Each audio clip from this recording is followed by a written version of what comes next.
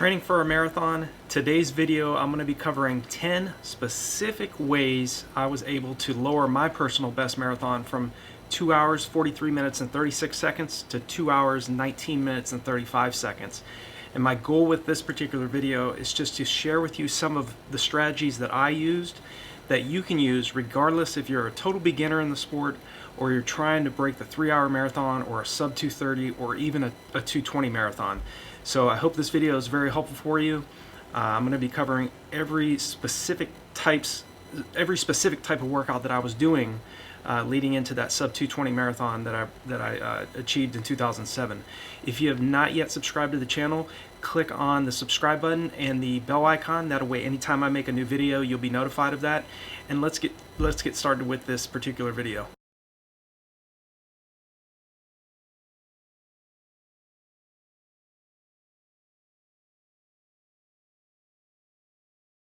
Okay guys, so I get asked quite often how was I able to go from running a 2:43:36 marathon to a 2 hour 19 minute 35 second marathon.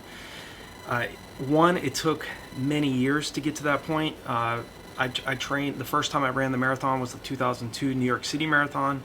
It was for a lung cancer research team. I was a part of an armed forces team where we weren't allowed to start the race until every runner had crossed the start line.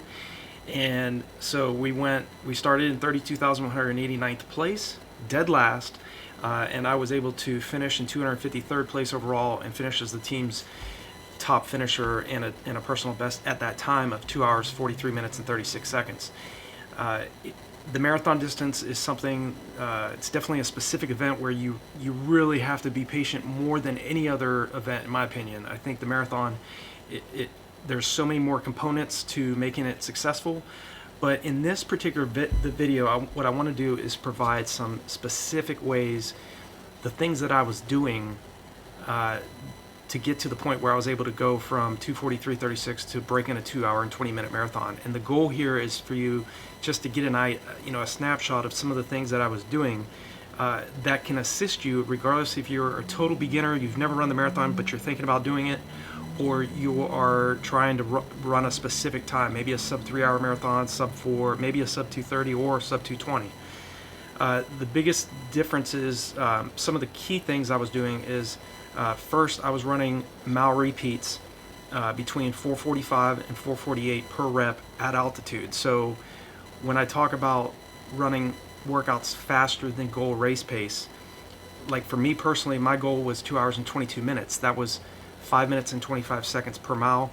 So for the mile repeats, I was doing them around 40 seconds faster than my goal race pace.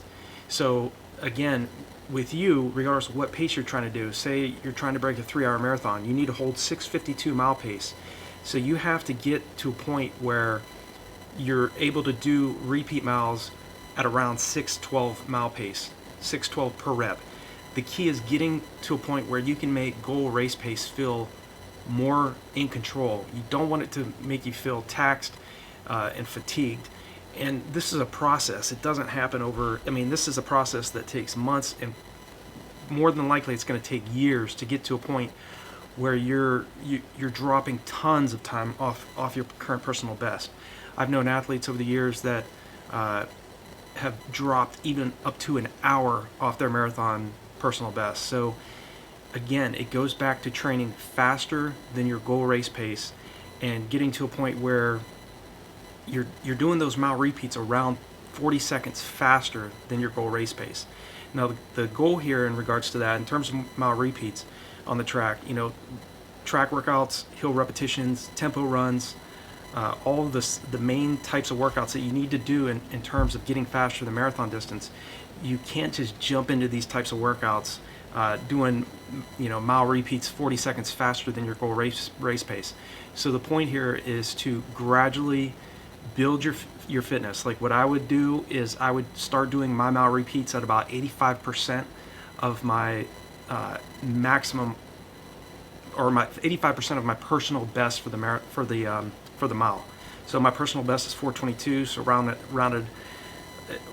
it up, it'd be at 420. So 85% of that is around 5:05. So I would start my mile repeats doing mile repeats 6 by 1 mile on the track at 5:05 per rep with about a 3-minute rest. And as I got fitter, I would drop it down from 5:05 to 4:55 and then to 4:45. And again, in regards to doing those really hard anaerobic workouts, you want to give yourself at least 3 weeks. It takes the body about 21 days for your body to adapt to any physiological change that you're giving to it. So that was the first thing I was doing. The second tip in regards to marathon training is you have got to be tenacious. You have got to desire this and want to do it, especially if you're trying to run a fast marathon time. If your goal is to start a marathon and finish or run your first marathon, yes, you do have to have the motivation and you do have to have the desire to get out the door and put in the work. But if you're trying to run a specific marathon time, especially if it's very competitive, if you're trying to run, sub 4 hours, sub 3 hours, sub 240, you're going to have to be extremely disciplined, focused, and driven to do this. So what I was doing in terms of going from a 243 marathoner to under 220, I was tenacious. All I was thinking about was running. I was doing all the other things outside of running, doing the workouts on the track, putting in the road work. I was sleeping well. I wasn't partying. Not to say that you can't have a good time, you can't go out and party.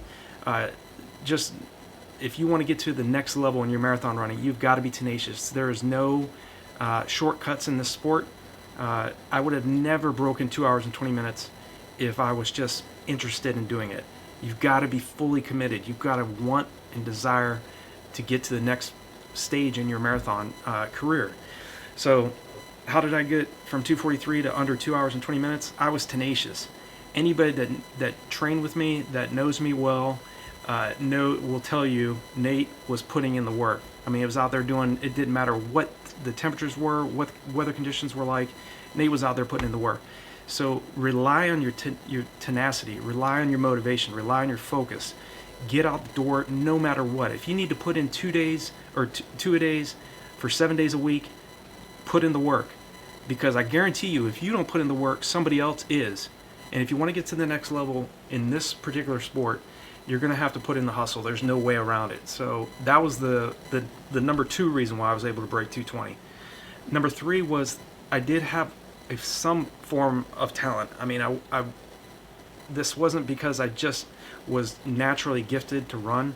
I started, like I said, if you look back at other videos I've made or go to RunDreamAchieve.com, go to the About page, you'll see my progression in the sport. As a freshman in high school, my best mile was 5:09. By my senior year, I got it down to 4:25. First time I ran the 2 mile in my freshman year in high school, I ran it at 11:30. By my senior year, I ran it at 9:46. So I did have some talent. I mean, but that talent grew because I was putting in, mileage in high school, in college, and then after college. So you can't just rely on talent, but you do have to have some form of talent to run well in the marathon, especially if it's a specific time you're going for. The faster you're trying to run for the distance, the more you do have to have a combination of both talent and passion for the sport. If you're a talented athlete and you can go out and run a marathon in under 3 hours right off the bat, or within with a few weeks of training, then you may not have to work quite as hard as somebody like me. I mean, I knew I didn't have a lot of talent, but in your case as well, if you don't have a lot of talent, rely on your work ethic. If you got the fire and you got the drive to get to the next level, then continue to put in the work, be patient with yourself, be consistent every day with your training, and rely on a combination of both your talent and your hard work and work ethic. So that was number 3. The number 4 reason why I was able to get under 2 hours and 20 minutes is because I was a student of the sport. I was studying what the great marathoners do. I was fortunate because I had a few elite Kenyan athletes that were on my college team when I was with Malone University from 1995 to 2000. I had a great coach in Jack Hazen, but I was a student of the sport. I was immersed in finding out what the best marathoners in the world were doing, so I could, mimic those actions. So I wanted to find out what were the leaks in my own training, and I wanted to find out what were the best distance runners, the best endurance athletes doing around the world to run so fast over the 26.2 mile distance. And yes, you can study the sport, but if you're not willing to put in the work, get out the door, regardless of what the training, regardless of what the weather's like, all of the knowledge that you build up alone is not going to get you to your results. So it's a combination of a lot of things. But that's the number four tip that I can share with you. Be a student of the sport. Make sure you're studying. Go to RunDreamAchieve.com. I've written over nearly 600 articles on that website now. Continue to go back to older videos here on RunDreamAchieve, the RunDreamAchieve YouTube channel. Again, I've only been doing this since January of 2019, so the channel itself is relatively new. But there are a lot of videos that I've made here that I really think will also be able to help you out as well.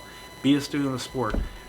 Consume books, consume podcasts, listen to videos, read blog posts, and find out what athletes are doing or have done as a marathon runner that you wish to do, and mimic their work ethic.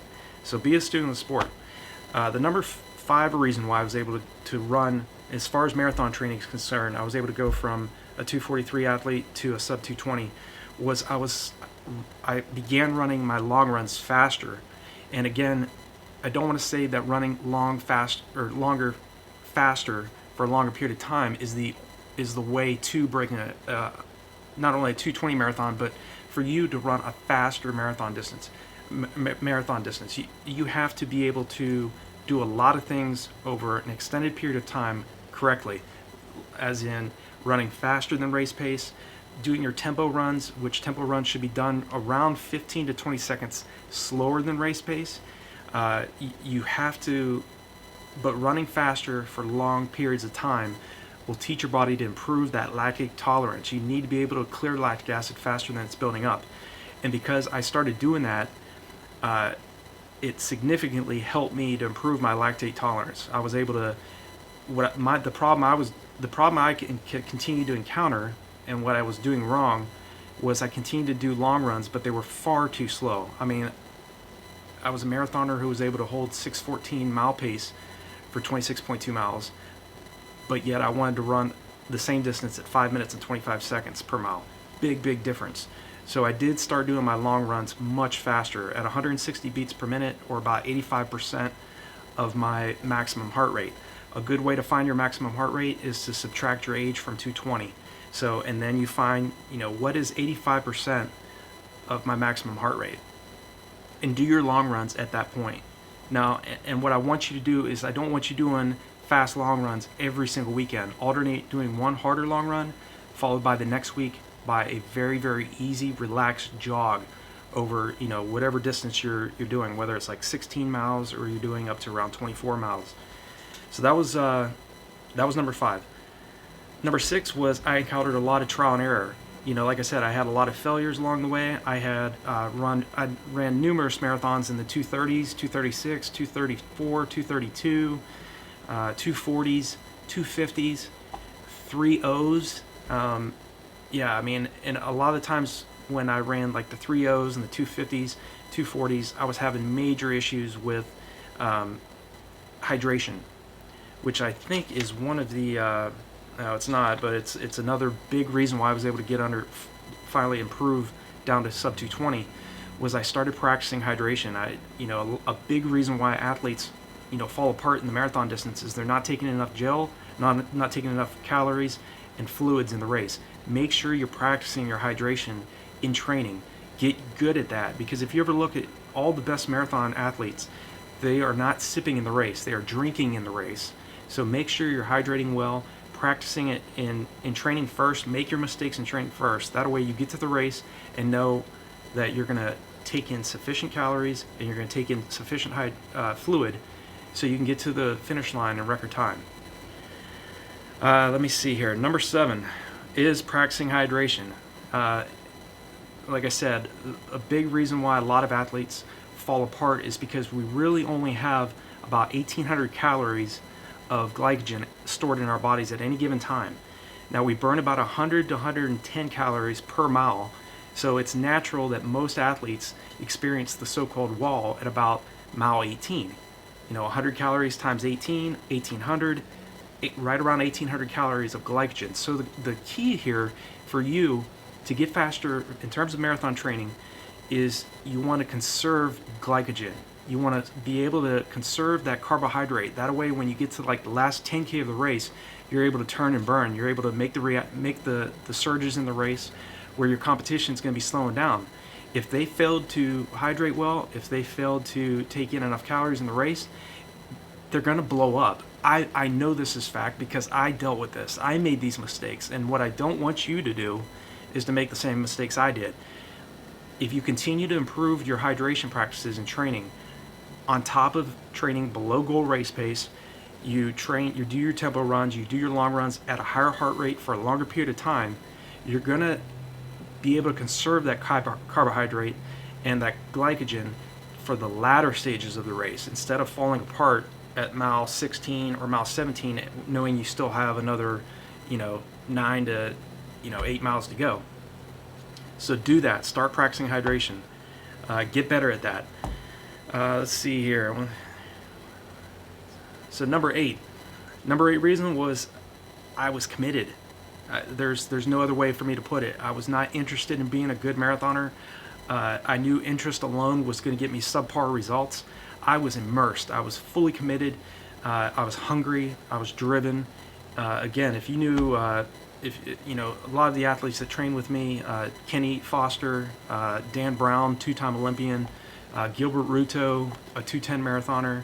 A lot of these guys trained with me, lived with me. They knew my mindset, and they knew how hard I trained. And athletes like that, will tell you, Nate was all in. He wasn't just interested in getting better. Nate was able to make that change, that dramatic change, because of his work ethic. And you got to rely on that. Again, you may have some talent, but talent that doesn't work is going to get its ass kicked by somebody that's hungry and disciplined and focused, and that has a little bit of talent, but has a ton of work ethic the size of Texas. So that's another reason. I mean, commitment alone is not enough. So don't, I'm just saying that these are some of the reasons why I was able to get to 219. But yeah, I was committed. I was not interested. I had no interest whatsoever in just being average in the sport. Another reason why is I was definitely focused on strength training. So when you get into the gym, my recommendation is to not focus so much on gaining mass. You don't need to be in the gym trying to put on weight. You want to build lean muscle. You want to lift light weight and high reps. Focus on doing a lot of your explosive type, where you're doing box jumps, you're focusing on your form. Explosion type drills where maybe get on the football field and get a weighted sled and do maybe 50-meter sprints as hard as you can. If you need to take full rest, take full rest. But that was another reason why I was able to get to a point where I was able to sustain 5:19 mile pace over 26.2 miles. I was always focusing on my speed. I was doing specific workouts where I'll get into that here in a second, that were specifically designed to be able to sustain 5:25 mile pace over 26.2 miles. Again, 5:25 mile pace is 2 hours and 22 minutes flat for the marathon.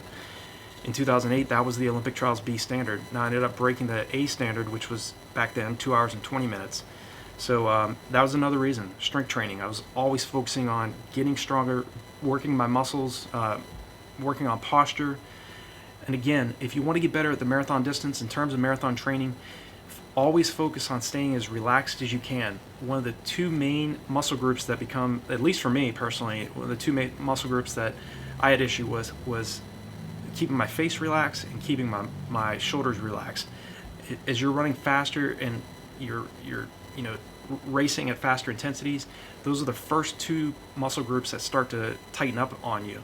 And you can consciously tell yourself to relax, stay calm, I'm strong, say those positive affirmations. And that'll keep you strong and relaxed as you possibly can be in the marathon distance. Another reason why I was able to get under 220 was I surrounded myself with people that were better than me, athletes, that were far better than me. Dan Brown, for example. Dan Brown and I were teammates at the Army World Class Athlete Program. Dan was, broke the 4-hour marathon, or the 4-minute mile at West Point. He ended up running 2:11:35 for the marathon, so exactly 8 minutes faster than I ran for the marathon. Just was a phenomenal athlete, and he was way better than me. And we would do mile repeats.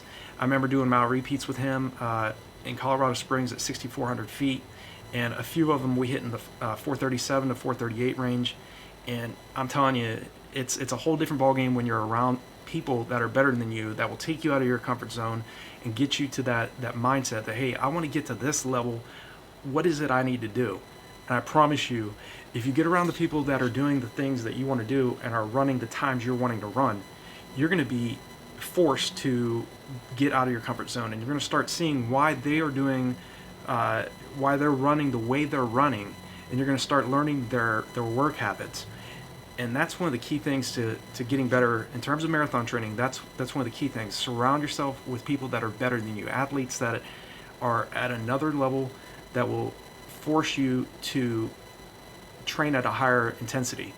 And they're also going to show you the things that you need to be doing, like running much slower on your recovery days. Far too many athletes are running too fast on their easy days and too slow on their hard days.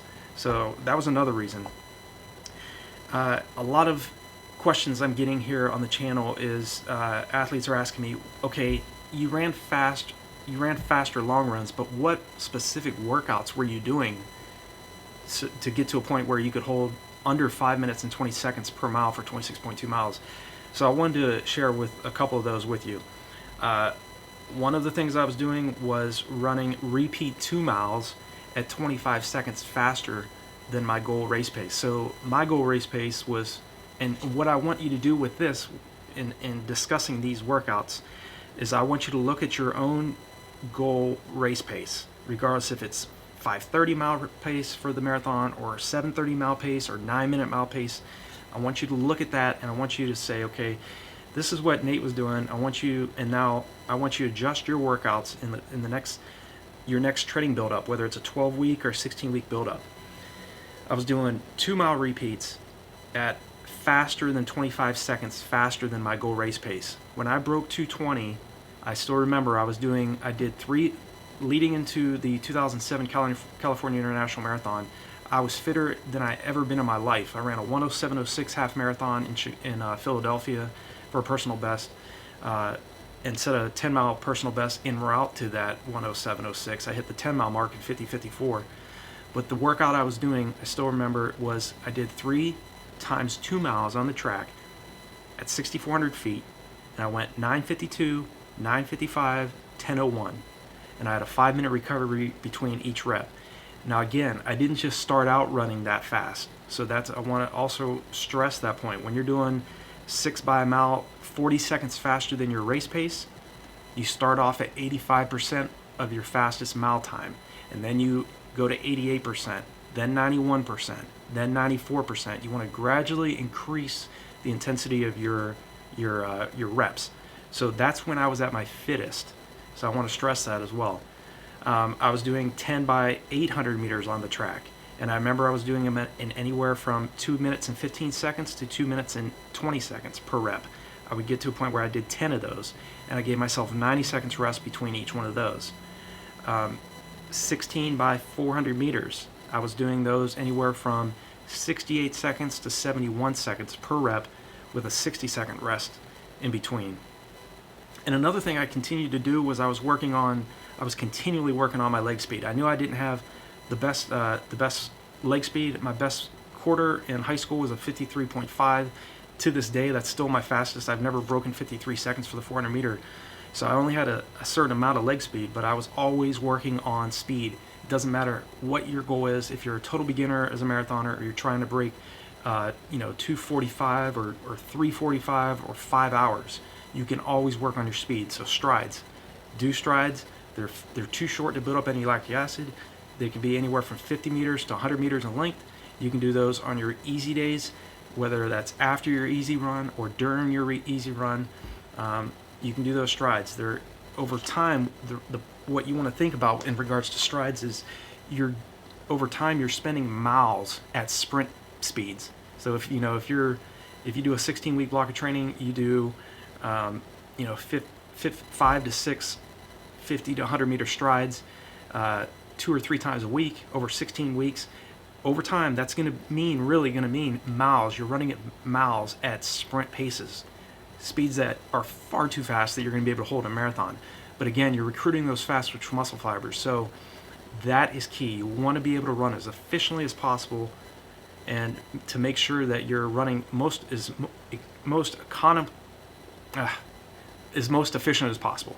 So, and another workout I was doing was 12 by 100 meter sprints, all out with full recovery. Again, running way faster than I was ever going to run in the marathon. But again, I was training faster than goal race pace. So regardless if you're trying to break 4 hours, 5 hours, or 2 hours and 20 minutes, continue to work on that leg speed. Rely on these tips. These are marathon training tips that work for me. I know they can work for you, and I hope this video has been helpful. These are just some of the main reasons why I was able to get to under that 2 hour, 20 minute barrier. I know how difficult even breaking 3 hours is. I know even sub 4 hours is a very competitive time. So regardless where you're at in the sport, I just want to encourage you, rely on your work ethic. If you're low on talent, you can make up for it with your work ethic. Stay hungry, stay focused. And again, if you haven't yet subscribed to the channel, click on the subscribe button, click on the bell icon. That way, anytime I make a new video, you'll be notified. And leave me a comment below. What I want to know regarding this video is, what is your current marathon best? Okay? Tell me where you hit that marathon best at, and what your goal is ultimately to run in the marathon distance. Tell me what you learned in this video, and something that you may have learned that you have never tried before. I really want to hear that as well. I get a lot of excitement and motivation, hearing from people all over the world that are trying to make the next jump in their training. And it's really important that I create content and create videos that are going to really impact you. And again, I want you to know that for some people, they may think a 2:19 marathoner is impressive. I can tell you that it didn't happen overnight. I didn't have a lot of talent, but I have what you have, and that's work ethic. You may have a little bit of talent. So if you have some talent, man, kudos to you, because I didn't have a lot of it, but I had to, just like I said, I had to stay really hungry and fired up over a long period of time. It may take you months to do what you're wanting to do, or it may take a decade for you to do what you want to do. And the people that have that stickability, that drive, that do whatever it takes attitude, are going to get to where they want to go in the marathon distance. So hope this video has been helpful for you. Check out the description below. I'll have some information that will be helpful for you as well. There's a lot of resources on RunDreamAchieve.com. If you're trying to get to the next level in the marathon distance, I have courses that I specifically built for marathoners trying to break the 4-hour marathon, 3-hour marathon, and even 2:30 marathon. I'll leave the links to those below, and I'll talk to you in the next video.